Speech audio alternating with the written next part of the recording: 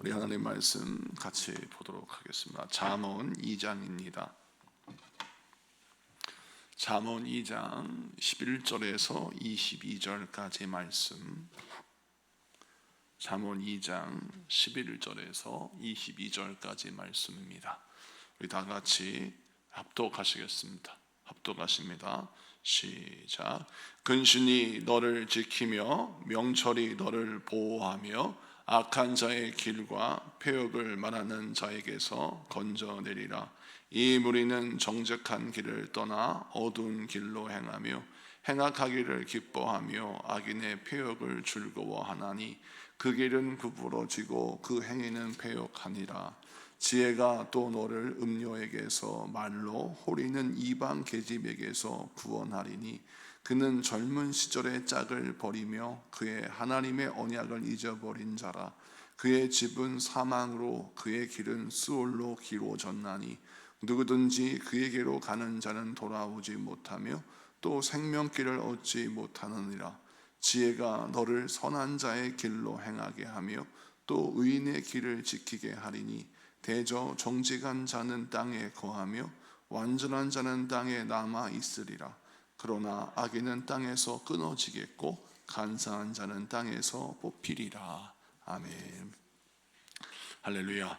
자, 오늘은 잠언 2장 11절에서 22절까지 말씀을 통해서 정직한 자는 땅에 거하며 완전한 자는 땅에 남는다 라는 제목으로 말씀을 전거할 때 많은 은혜 받는 시간 되기를 바랍니다. 오늘 본문 말씀을 보면 11절에 이렇게 설명합니다. 근신이 너를 지키며 명철이 너를 보호하며 악한 자의 길과 패역을 말하는 자에게서 건져내리라. 여기에서 이 근신이라는 말이 등장하는데요, 잠언에서 근신이라는 말이 자주 등장합니다. 이 근신이라고 하는 말의 뜻은 히브리어로 메짐마라고 하는 뜻인데, 이 메짐마라고 하는 히브리어는 어떤 의미를 갖고 있느냐? 신중하게 지키다라는 뜻을 갖고 있어요. 그러니까 내가 경솔하게 듣고 행하는 것이 아니라 신중하게 듣고 행한다는 것입니다.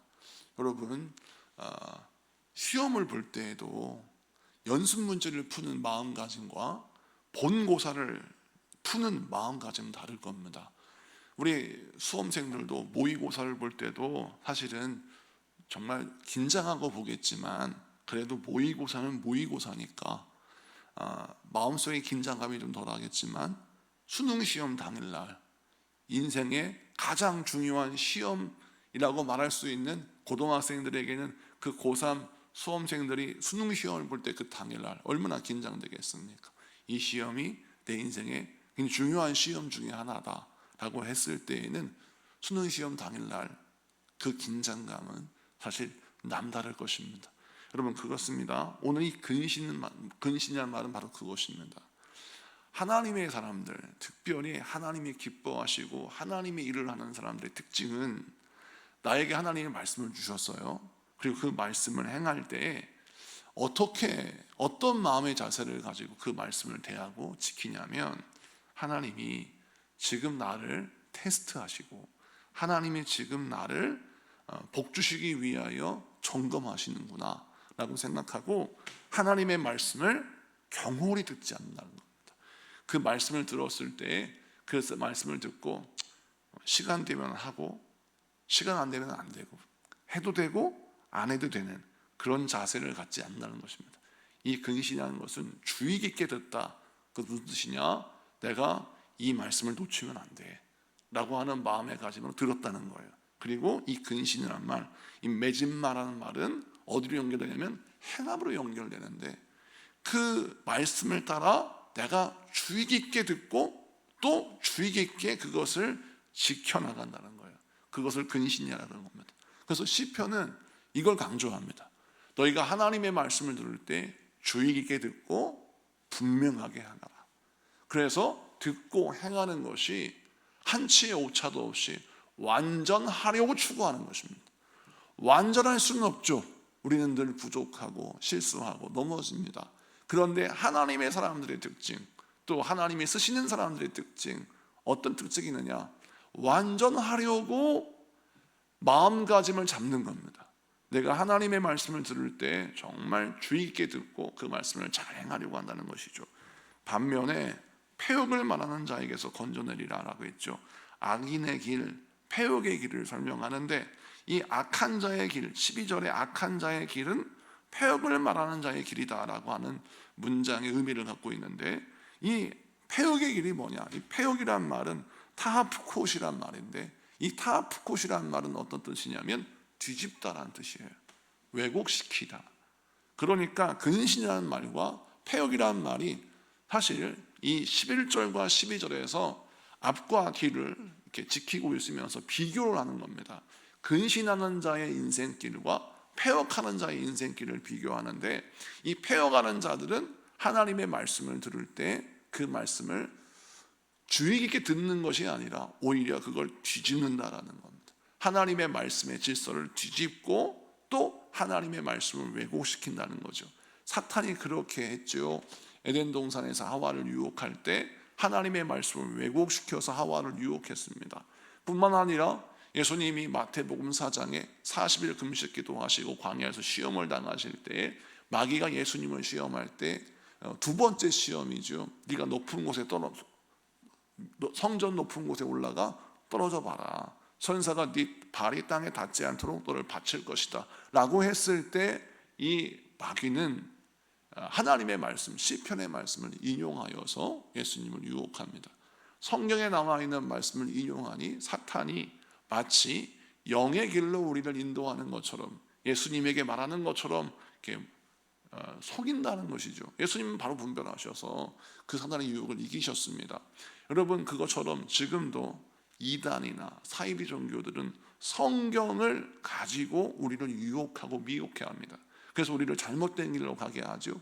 그것이 바로 패역이라는 것이고, 또한 우리의 생각과 우리의 논리, 우리의 철학이 하나님의 말씀을 왜곡시키고 또 하나님의 말씀의 진리를 일부러 고의로 뒤집는다는 거예요. 그래서 이 패역이라는 말에 어떤 의미가 또 강조되어 있냐면 고의로라고 하는 의미가 강조되어 있어요.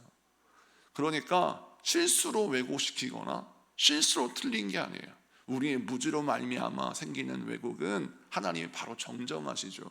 그러면 그런 사람들은 바로 회개하고 나의 무지를 고백하고 용서를 구하며 하나님의 말씀의 진리로 가려고 하는데, 이 패역한 자의 특징은 고집을 부리고, 이 패역한 자의 특징은 고의가 있다는 거예요. 나는 일부러 내 욕심과 나의 자존심을 지키기 위해서 왜곡시키고 뒤집는다는 거예요. 그래서 오늘 말씀 11절 12절을 통해서 우리가 무엇을 깨달아야 하냐면, 이 11절 12절은 뒤에 나와 있는 모든 내용들의 요약과 같아요. 하나님이 축복하신 사람의 인생길과 악한 자의 인생길이 있는데, 하나님이 축복하신 자의 인생길을 걸어가야 된다. 그 길은 어떤 길이냐? 하나님의 말씀을 바르게 듣고 바르게 지키려고 애쓰는 자다. 그래서 아까 우리가 제목을 읽었죠. 우리가 읽은 본문 맨 뒤에 보면 21절 22절 한번 보시겠어요? 21절 22절 대저 정직한 자는 땅에 거하며, 여기 정직한 자가 누구예요?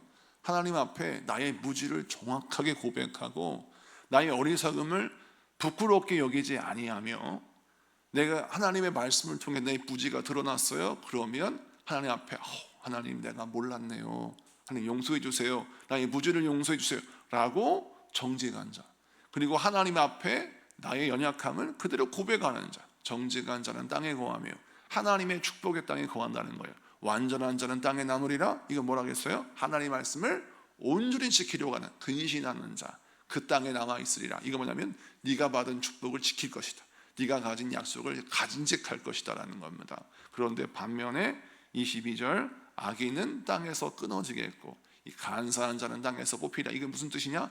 악인과 간사한 자는 패역한 자다. 하나님의 말씀을 왜곡시키고 뒤집고 그 말씀을 고의로 지키지 않는 자다라는 겁니다. 자, 그래서 11절 12절과 21절 22절이 연결되어 있어요.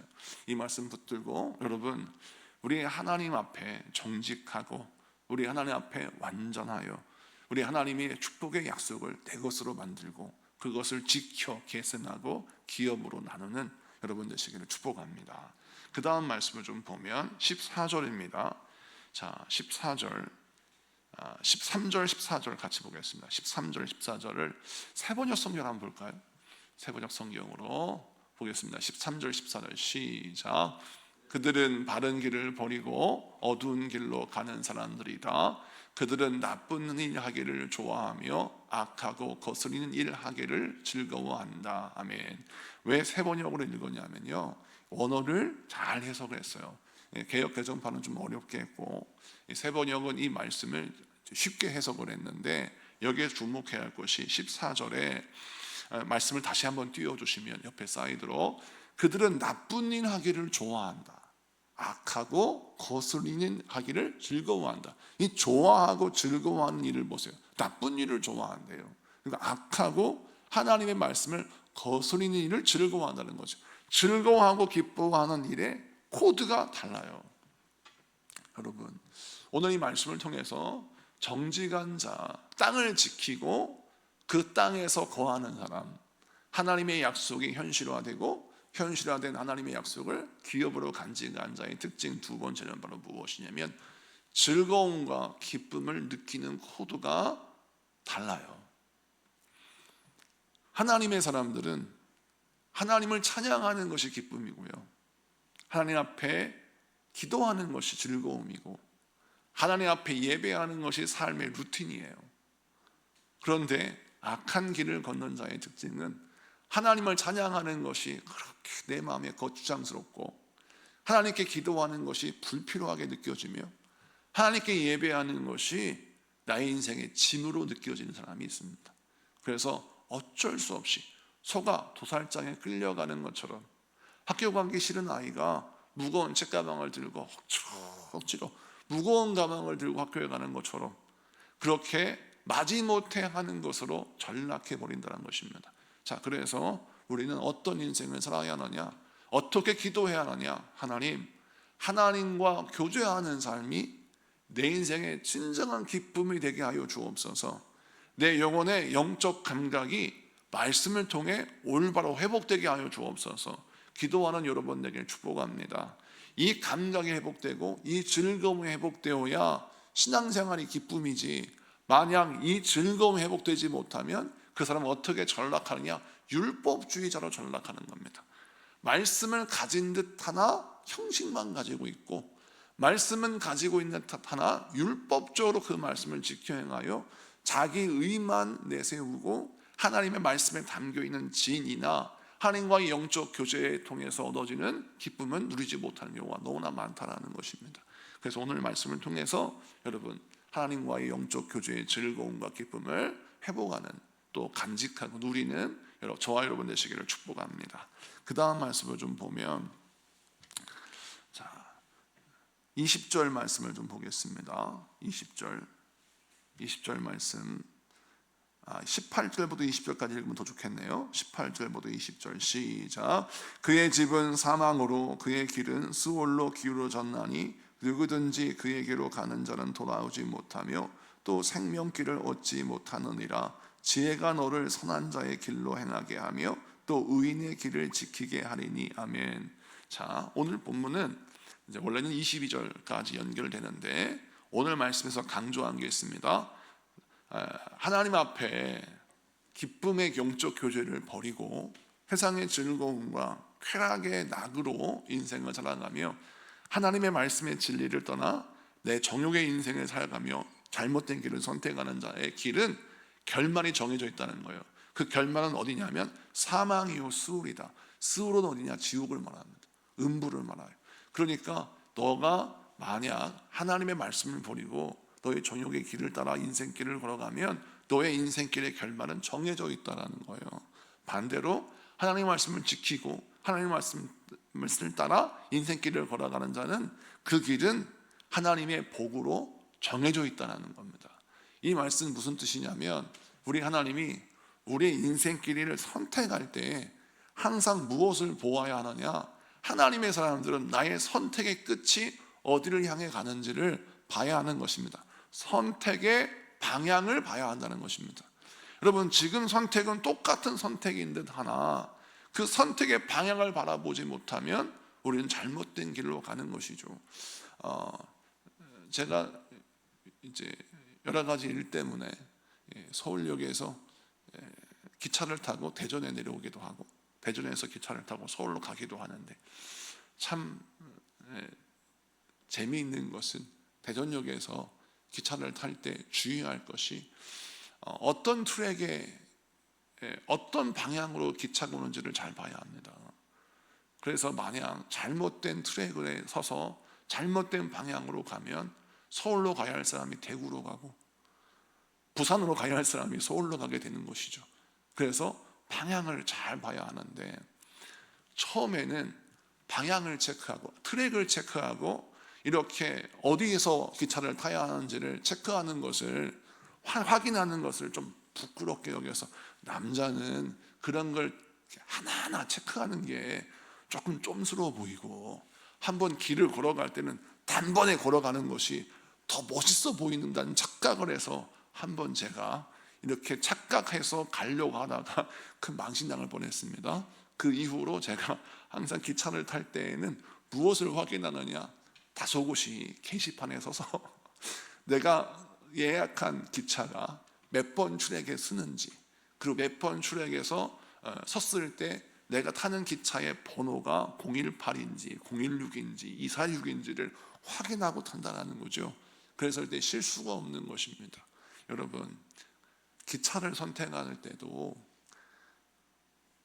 트랙과 방향과 그 기차의 번호를 잘 보는 것이 중요한 이유는 그 방향의 끝이 어디를 향해 있는지를 우리가 알기 때문에 그렇습니다. 여러분, 선택하는 순간의 기쁨을 여러분 탐닉하면 안 됩니다. 선택하는 순간 악한 선택도 즐거울 수 있어요. 악한 선택을 할 때 짜릿할 수 있습니다. 거기에 중독되면, 거기에 노출되고 거기에 물들어 버리면 이 길이 잘못된 길인 줄 알면 선택을 해버린다는 거예요. 그래서 오늘 본문이 강조할 거예요. 선택하는 순간의 기쁨을 너희가 즐기려고 하지 말고, 선택하는 순간은 힘들어요. 근데 그 끝에 그 목적지에 예비되어 있는 하나님의 은혜의 열매의 맛을 볼 줄 알아야 한다는 것입니다. 여러분, 운동도 마찬가지 아니겠습니까? 운동을 할 때는 힘들어요. 운동을 선택할 때는 그 순간은 힘듭니다. 땀을 흘려야 되고 수고해야 됩니다. 그런데 그 길 끝에는 뭐 건강이 있고 더 강해지겠죠. 그런데 운동하지 않고 그냥 게으르고 나태하는 삶을 선택한다, 그때는 편해요. 근데 그때는 편한데 시간이 지나면 내 몸이 망가지지 않습니까? 모든 것이 그렇습니다. 선택하는 순간의 기쁨에 탐닉하면 그 사람은 결국 무너지는 삶을 만나게 되지만, 선택하는 순간의 기쁨, 이런 거 중요하잖아요. 힘들고 어려도 돼요. 그 길의 끝이 어디를 향해 있는지를 분명히 알고 그 길의 끝을 바라보며 수고를 선택하고 고생을 선택하는 자에게 하나님의 복이 있는 것입니다. 오늘 이 말씀을 붙들고 저와 여러분, 어떤 인생길을 선택해야 합니까? 여러분, 바른 길을 선택해야 합니다. 그 길의 끝을 선택해야 되고, 내가 지금 어떤 말을 하고 어떤 행동을 하는지를 잘 봐야 됩니다. 그렇게 선택하는 습관을 들이면 어떤 일이 벌어집니까? 기껏 수고하고 마지막 순간에 하나님 앞에 그릇된 길로 감으로 그냥 말을 함부로 하고 행동을 함부로 하는 이 무절제함과 부주의함으로 결국 기껏 수고하고 잘못된 길을 선택해버리는 그런 어리석은 길을 갈 수 있다는 겁니다. 이것을 기억하시고, 아직 다 된 게 아니에요. 우리 모든 인생은 선택의 연속입니다. 지금 50대, 60대, 40대도 계속 선택을 합니다. 그 선택을 할 때에 여러분 주의 깊게 하나님 말씀 붙들고, 이 선택, 말과 행동의 끝이 어디를 향하는지를 잘 분별하셔서 올바른 길을 가시는 여러분에게 축복합니다. 우리 다 같이 기도하겠습니다. 자, 공동 기도문 같이 선포하며 기도하겠습니다. 다 같이 읽습니다. 시작. 사랑의 주님, 저희에게 올바른 길을 분별케 하시고 악인의 꾀임과 배역한 길에서 저를 보호하여 주옵소서. 거짓과 불의가 가득한 세상 속에서 주님의 말씀을 붙들어 끝까지 믿음으로 서게 하옵소서. 주의 지혜로 제 마음을 채우시고 분별력으로 제 걸음을 인도하여 의인의 길로만 가게 하옵소서. 오늘도 저희들의 삶이 주님이 기뻐하시는 의와 성실의 열매로 가득 차게 하옵소서. 예수님의 이름으로 기도드립니다. 아멘.